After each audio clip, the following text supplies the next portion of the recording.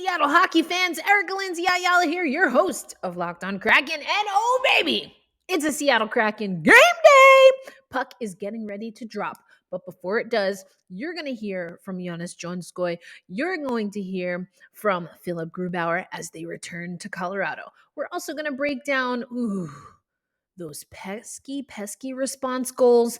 And of course, what Seattle needs to do as they face the Avalanche. All that and more coming up on this episode of Locked On Kraken.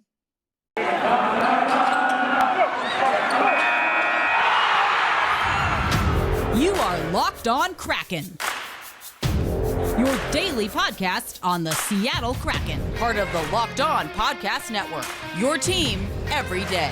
We are the Seattle Kraken.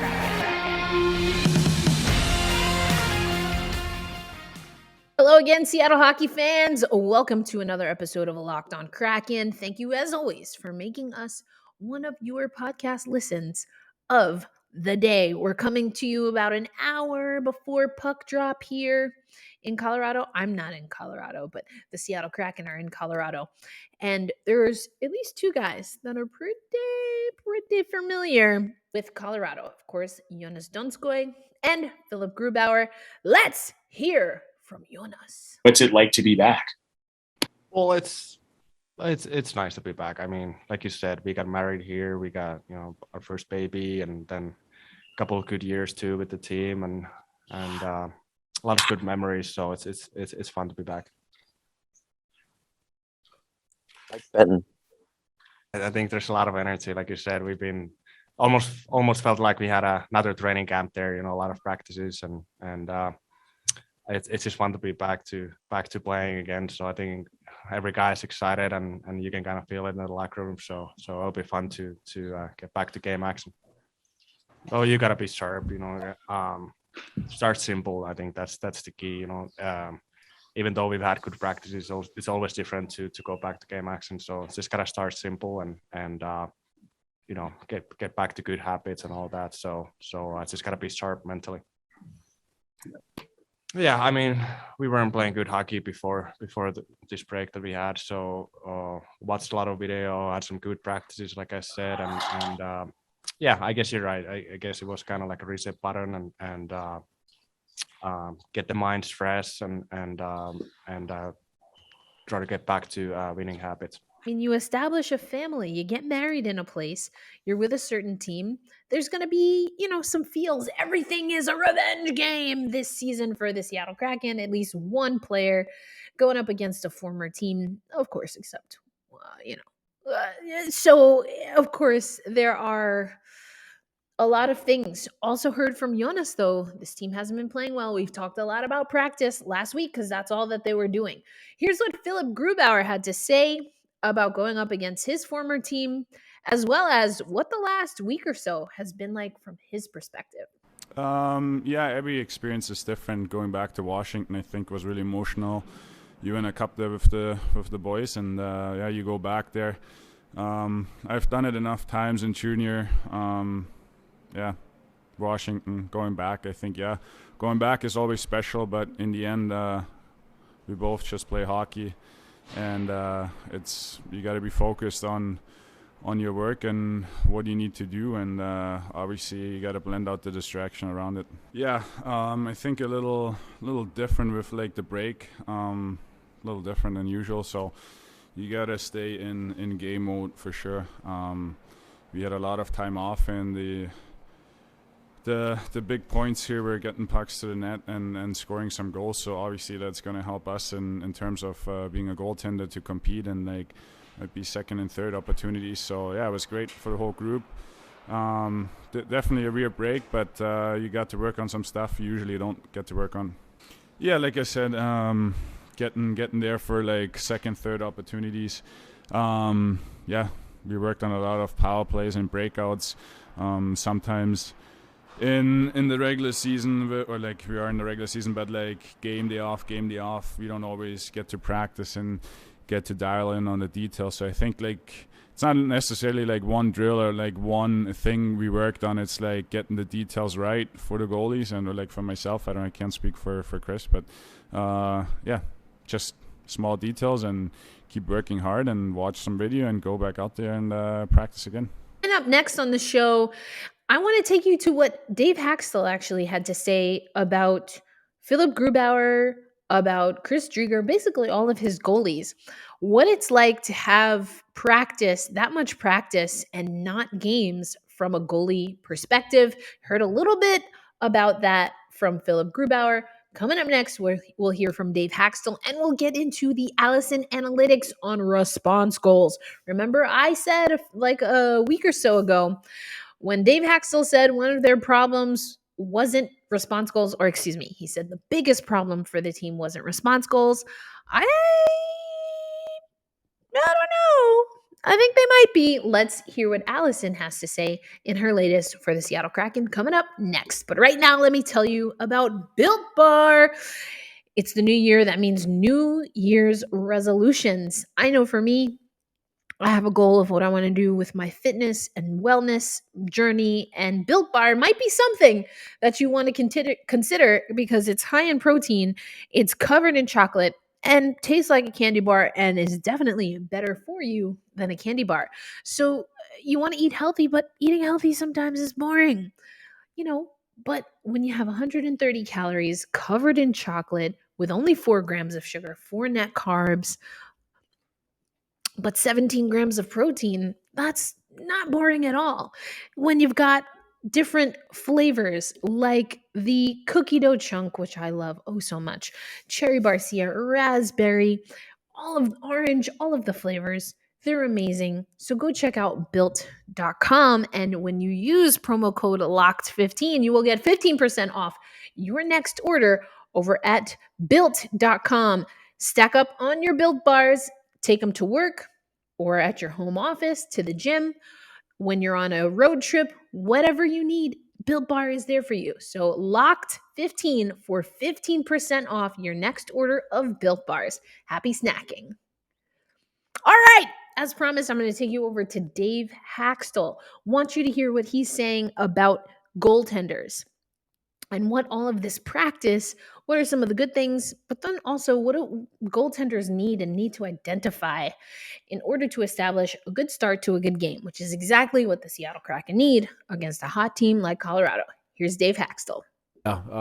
Well, the biggest thing is, I think we're playing. We haven't played in 10 days. It's 3 games. Since the beginning of the Christmas break, so there's a lot of days in there without games. So trying to work as close to game level as possible. It's difficult to replicate a true game level, especially mid-season level during practice. But there was a lot of competitiveness in drills. For our goaltenders this week. One of the things they had is that they had a lot of pucks. With traffic and with second opportunities in and around the net that they had to deal with. So some of those things are as close to game like as we can get to throughout practice, and that should make it a real a challenging week for our goaltenders.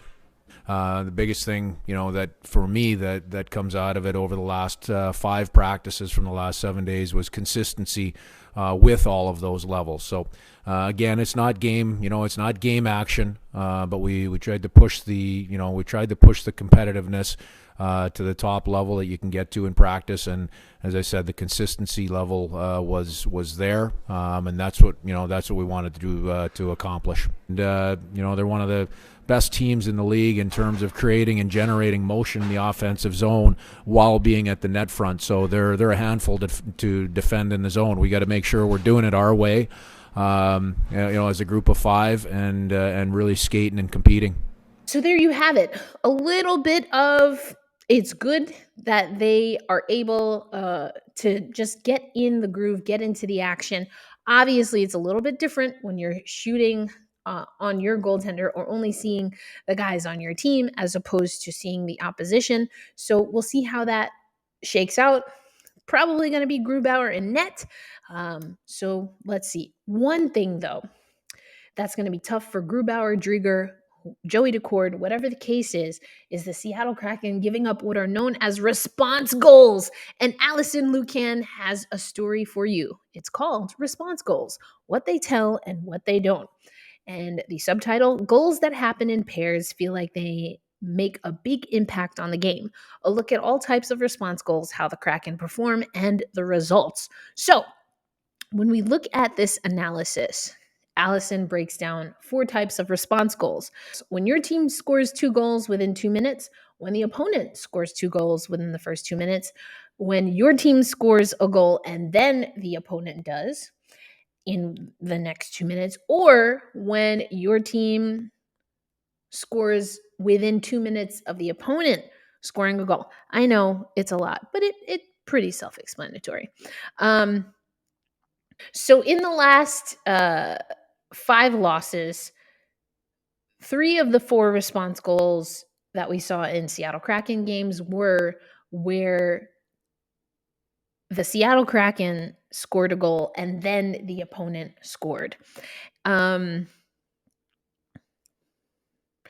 so this is what Drieger said after one of those games. We have to bear down, play smart hockey, and not give up big chances against or take late penalties or whatever it is. That's what he said on the 30th. We're finding ways to give games away, and that's something that has to stop. So the own OPP response goals that you see here happen a lot. But as Alison notes, it's also interesting to note that some teams allow a lot, like Edmonton or St. Louis, and still come out on the winning side of things. That's not happening for the Seattle Kraken. So if you get scored against a lot quickly, do you ever do it to your opponents? Does that affect how much you win or lose?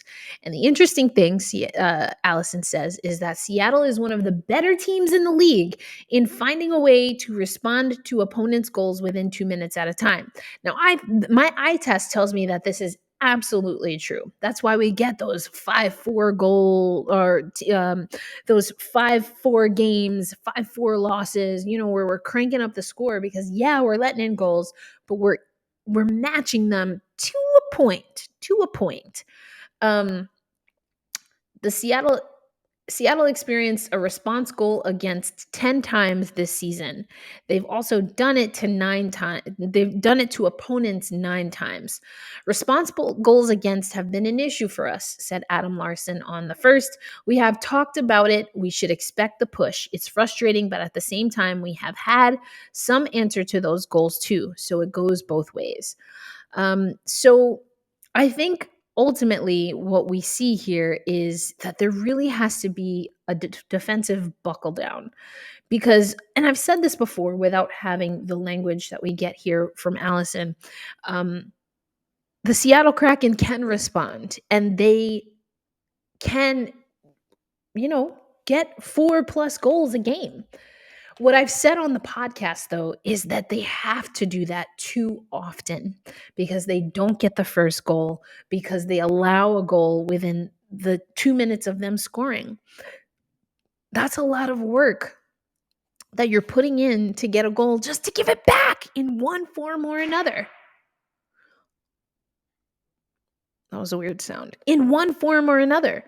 So what we've heard Dave Haxtell saying is that it's about the forecheck. It's about playing a 5-man defense. It's about playing the Seattle Kraken defense, which he identified as a defense where everyone is involved. And so these stats on response goals are really interesting, but to me, it's a glaring it's a glaring example of a lack of discipline on defense.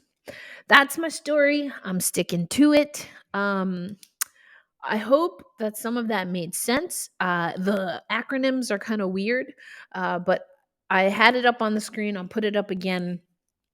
But the Seattle Kraken, yes, they can score, and they kind of are doing okay in that category, I guess, of scoring after an opponent scores or within that 2 minutes of an opponent scoring, and they rank high there. But because they also rank high on opponents scoring within the 2 minutes after they score, we see that happen in one singular game. These are not spread out occurrences. They often are happening in the same game. And for me, that's why I say it's a defense problem. Team defense all the way. Coming up next, let's get into the stats and facts that we need to know about Colorado going into tonight's game. BetOnline would like to wish you a happy betting new year as they continue to be the number one spot for all your sports wagering action in 2022. Now, because it's a new year, there's a new interface, a new website, but it's the same old promo code. You use Locked On your first deposit, you will get a 50% welcome bonus in return. Just use that promo code Locked On, and you will find that from football, basketball, of course, the National Hockey League, and even your favorite Las Vegas casino games. BetOnline is the fastest and easiest way to wager on all your favorite sports. BetOnline, where the game starts. And where the game starts for the Seattle Kraken is in Colorado. We're going to Mountain Time. I always forget about Mountain Time. It's very interesting. Anyway, the Seattle Kraken in their last 10 games, yikes, 2-6-2, 2-game losing streak, whereas Colorado at 9-1-0. Last time we saw the Colorado Avalanche, was there an avalanche? My goodness, 7-3. 7-3 in favor of the Colorado Avalanche. Not something that we want to see repeated. But here's what we're up against. The seventh best power play. Putting that up for you. Seventh best power play in the league. They're not great on the penalty kill, so the Seattle Kraken have the advantage there. Face-offs, Seattle Kraken have the advantage. Heard Dave Haxtell talk about puck possession after the last loss. I know it's been a while, but that's what he talked about, making sure that they are establishing possession. Goals for.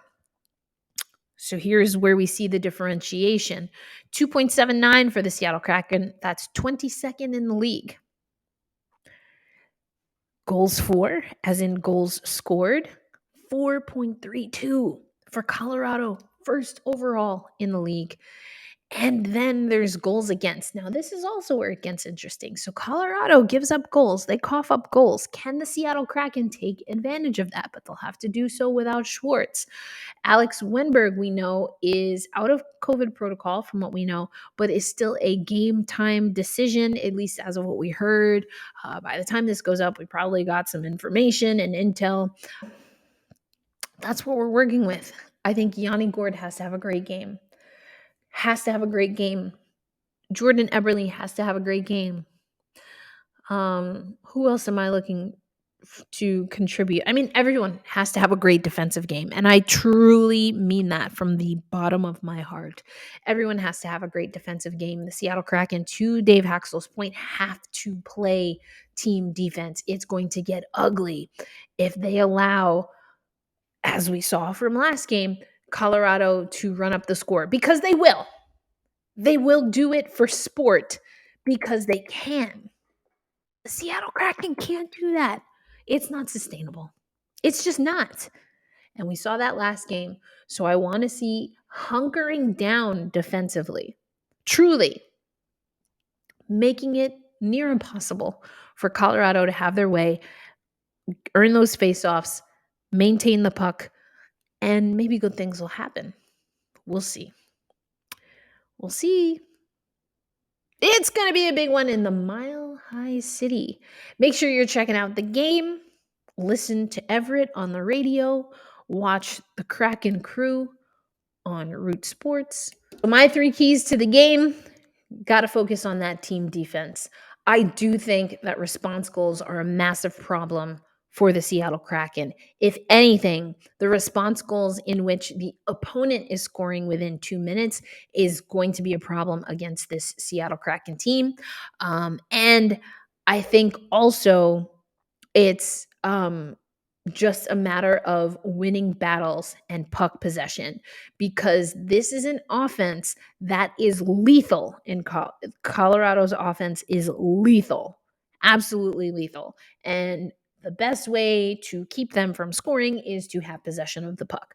Team defense got to clean up opponents scoring within 2 minutes of the Seattle Kraken scoring, and you have to have good puck possession. Keep the puck off the stick of the Colorado Avalanche. Those are my keys to the game. That's this episode of Locked On Kraken. You can always find us right here on YouTube or wherever you listen to podcasts. Again, my name is Erica Lindsay Ayala, your host of Locked On Kraken. Oh, baby, have we got some things planned for you for the Olympics, for the Seattle Kraken, now back in action, hoping that everything goes well. We'll let you know when we hear more about those postponed games. But for now, hold fast, stay true, and let's go, Kraken! Enjoy the game. It's been a while since we could say that.